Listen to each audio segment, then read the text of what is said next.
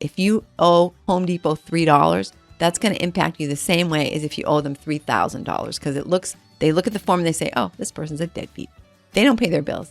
It's probably worse if you don't pay a $3 bill. Probably mean like, oh, they can't even afford to pay a $3 bill.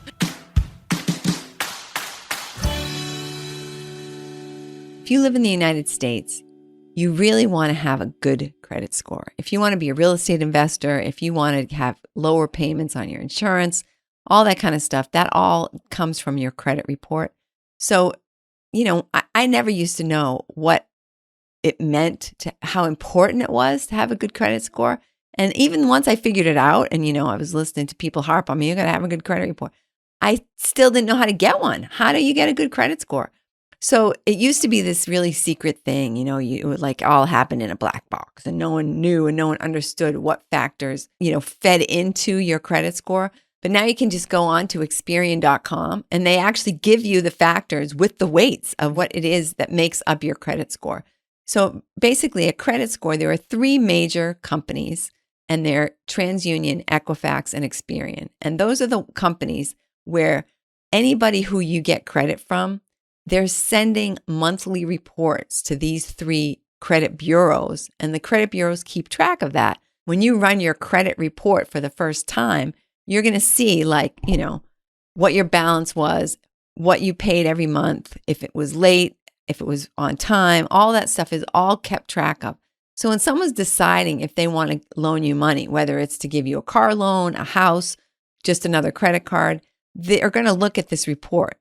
And they might use the number that company provides, or they might take all the data and come up with their own number, which is a lot of times what mortgage companies do. So you might say, oh, I've got a credit score of 650. And the mortgage company might say, oh, no, you have 630. I'm like, what are you talking about? But because they weigh things differently than the other ones do. But basically what you should do like right now is you should go on annualcreditreport.com. And that's the official place to get your credit report. You can get one a year for free from each of the three bureaus. So you might say, if you're just starting this, you might want to get all three right now and just make sure that none of them have any mistakes and make sure that everything's accurate, make sure everything's paid off. But then after that, you might want to get one every 4 months because then you can, kind of mix it up and keep track of stuff. You can also sign up for credit monitoring from the different companies.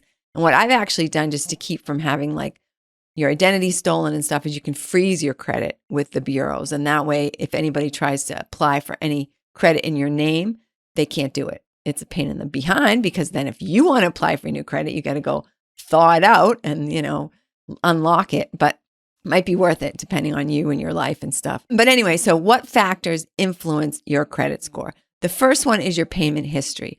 And this is why it is so key to get your credit report because you might have stuff on there that you have no idea about. I mean, here's a sad, kind of funny story that happened to my boyfriend. So right about the time that he sold his house, he also applied for a Home Depot credit card. And it was one of those deals where if you apply for a credit card today, we're going to give you $75 credit. So basically he charged $78 and he got the $75 credit. So he had this $3 bill from Home Depot and they mailed him the bill. And of course, he didn't live there anymore. And credit card bills are not allowed to be forwarded because that's like a fraud thing. So the thing got returned to Home Depot. He had totally forgotten about it and he never paid the bill. So then he tries to get another Home Depot card because every time they want to give him $75 off or something, he wants it. So they're trying to get, and they're like, oh, sorry, we can't give it. He's like, what are you talking about? I have excellent credit. You people are nuts. Why won't you give me a credit card? They're like, we can't tell you. Of course, they can't tell you. So he runs his credit and he sees this thing on Home Depot where they wrote off the money. So it was $3 and then there was a charge. So, like a late fee. So it ended up being like $7 and they just wrote it off. They're not going to chase him around for $7. But because they had wrote it off and closed the account, he couldn't pay it. He couldn't pay it off. So he's just stuck. He just has this crappy credit because he didn't pay his $3 Home Depot bill because he was trying to save $75. It's like, but anyway, don't let this happen to you. Run your credit on a regular basis. Just get the report and just quickly scan it down and say, what's this? I mean, one time I did that and I found someone else's car loan on my account. I mean, it's great if they're paying it, but if they're not paying it, then that's going to affect me. So then it's this whole thing. If you find a mistake, there's a little button that you say you want to dispute it. And then you dispute and you say why you think it's wrong. And then they can go back and they'll go to the company and they'll ask them, okay, what happened? So do that. Run your report, check and make sure that everything is up to date. Because another thing that can happen is, let's say you move, right? Moving causes a lot of problems. So you're living somewhere, you move, and then you totally forget to pay your final bill from the utility company. Or you change your cell phone and you forgot that you never changed your address with the cell phone company. So you've got these little niddling bills out there for $10, $15, and maybe they're out there for 3 years, and they affect your credit the same way as if you defaulted on $1 million loan. So you just find them, you can pay them off, or you can request that the company remove it from your account, depending on the circumstances. But you definitely want to know what's happening in your credit score. So number one, your payment history. And that, like I said, if you owe Home Depot $3, that's going to impact you the same way as if you owe them $3,000, because they look at the form and they say, oh, this person's a deadbeat. They don't pay their bills. It's probably worse if you don't pay a $3 bill. Probably mean like, oh, they can't even afford to pay a $3 bill. So the next is the amount that you owe. So if you have one credit card for $2,000 and you owe $1,995, that's really bad. If you have 10 credit cards that have, where you have like $10,000 in limits and you only owe like $3,000, even though you owe more money, you still have a smaller percentage of the available credit that you owe. So sometimes you can help your credit score just by applying for a rise in your credit limit. So you might call, Citibank and say, hey, you've got me with a credit of $3,000. Would you mind, am I good enough? Can you raise it to $4,000? And sometimes that actually frees up your credit score and can raise it up by a couple of points. The next thing they want to know is your mix of credit. So that's why your friend who has a $300,000 mortgage might have better credit than you when you don't owe anybody anything, because they want to see, oh, this person's got a mortgage, they've got a car loan, they've got a student loan debt, they've got a couple credit cards. The credit companies love that because they're seeing that all the different ways that you've been given the responsibility of paying, you've paid it. Whereas if you just have nothing, like, oh, everything I have is paid off, they're like, oh, well, how do we know if we give this person $100 that they'll ever pay us back? So that's another thing that they're really interested in.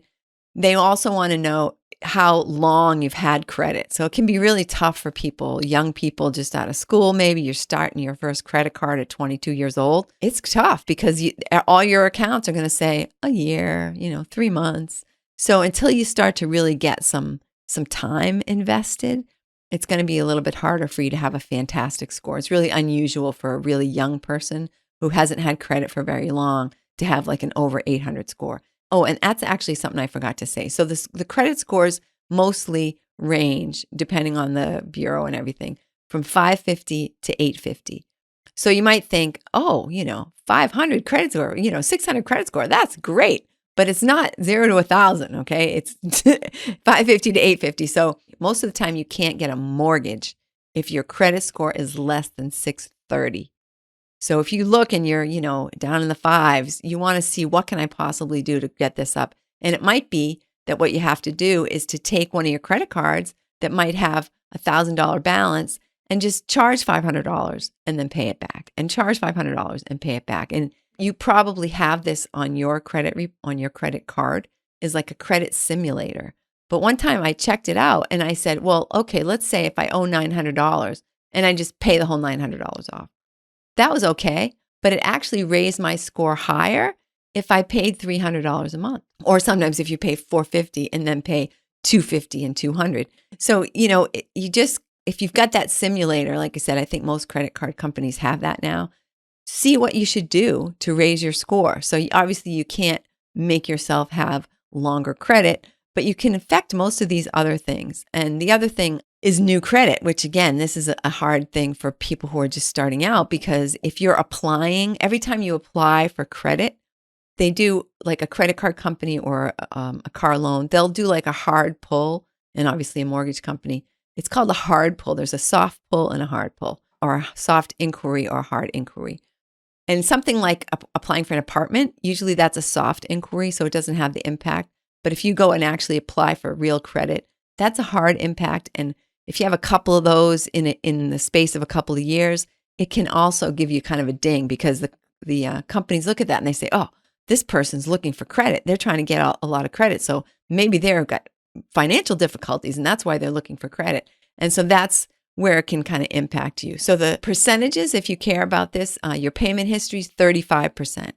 The amount that you owe on your cards and all your various amounts is 30%. The length of your credit history, how long you've had credit, that's 15%. And then credit mix, like we talked about, a car loan, a student loan, a mortgage, credit card, that's 10%. And new credit is also the other 10%. So those are the kind of things that you can try to influence. Like I said, do you pay your bills on time and make sure everything out there is current?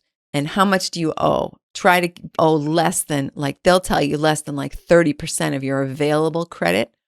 How long have you had credit? Like I said, can't do much about that. What kind of credit? So maybe you can mix it up a little bit. Maybe you can, along with your credit cards, maybe you can get a car loan. Maybe you can do something else, that can make things a little bit different.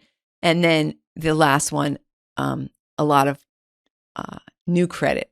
Like I said, if you don't have any credit now, you can't do anything about that. But even though you might think it's so great to pay cash for everything, there may come a time when you need a credit card, when you need good credit, when you want to do something, when you want to branch out, you want to leverage, you want to be able to buy something that you can't 100% afford and use good debt to buy a property that's going to create an income stream for you. I mean, do you really want to have to save up $500,000 to buy your first property when you could save up $100,000 and then use leverage for the other $400,000 and get yourself going so much faster and let your tenants, let whoever's living in that property that you buy, let them pay off your mortgage. So I hope that this helps you to get really intentional about your credit and keep it good. Because like I said, it's going to influence what you pay for insurances. It can influence you when you get a job.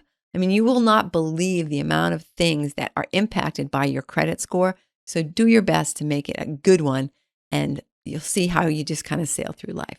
So now that we've kind of put house hacking, I think we've covered the majority of the house hacking stuff. Although I want to tell you something, somebody you're going to meet later who's a hard money lender, she told me that she got started house hacking and she didn't give it up until a few years ago. She's like, I finally said to myself, I don't need to have someone living in my basement. I can afford to have my own house. So what am I doing? What am I doing? But it just got to be such a lifestyle for her that she was just always expecting to have someone else pay her mortgage. I was just like, what the heck am I doing? So now that we've kind of put house hacking, I think, away for now, we're going to start looking at other types of investing. And I want to do it as a little bit of a step, so house hacking, entry level, great way to start. So now we're going to start looking at some other things that you can do that are kind of easy to get started. Maybe you don't need too much money or too much time. And then we'll do the same thing. We'll talk to some people who have done that type of investing. And in the meantime, if there's a topic you want me to cover, go ahead and just drop it in the notes. The best place to do it actually is on YouTube. Just go to YouTube and drop a comment because that comes right into my email. Or you can just email me. You can there's an email form on the website and you can do that. And tune in next week to see what we have on tap for you.